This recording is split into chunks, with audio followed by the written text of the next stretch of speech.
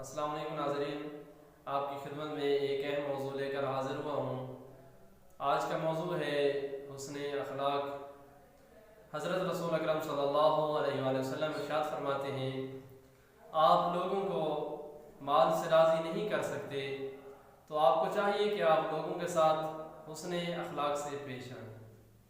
ایک بندہ حضرت امام جعفر صادق علیہ السلام سے پوچھتا ہے، مولا حسن اخلاق کی حد کیا ہے؟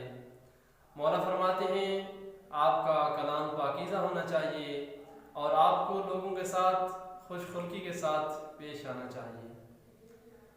خداوند کریم اپنی لاریب کتاب میں ارشاد فرما رہا ہے کہ اگر نبی کریم کے ساتھ میری رحمت نہ ہوتی اور ان کا دل نرم نہ ہوتا، یہ خوش اخلاق نہ ہوتے تو لوگ ان سے منتشر ہو گئے ہوتے۔ میں نے ان کا دل نرم کیا ہے اور لوگ ان کے ساتھ ملے ہیں، جس کی وجہ سے انہوں نے اسلام کو قبول کیا ہے۔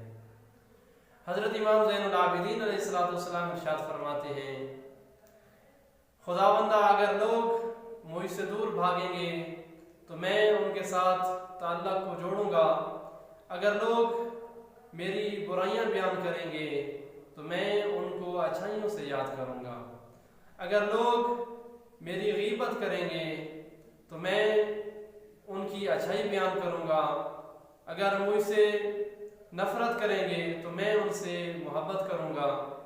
تو ہمیں بھی چاہیے کہ ہم لوگوں سے حسن خلق سے پیش آئیں۔ خداوند کریم سے دعا ہے کہ خداوند کریم ہمیں سیرت معصومین علیہ السلام پر عمل کرنے کی توفیق عطا فرمائے۔